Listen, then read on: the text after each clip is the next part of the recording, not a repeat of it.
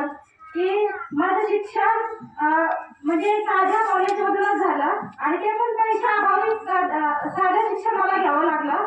पण मला म्हणजे कुणीच असं शिक्षणासाठी हे नको करू ते नको करू, माझे आई वडील जरी अशिक्षित असले तरी त्यांनी मला कधी नाही म्हटलं नाही.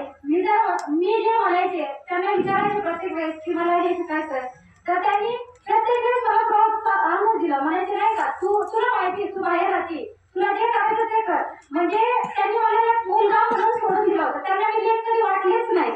आणि त्याच्यानंतर मी माझ्या कर्जत दादा पाटील कॉलेजला शिक्षण घेतलं.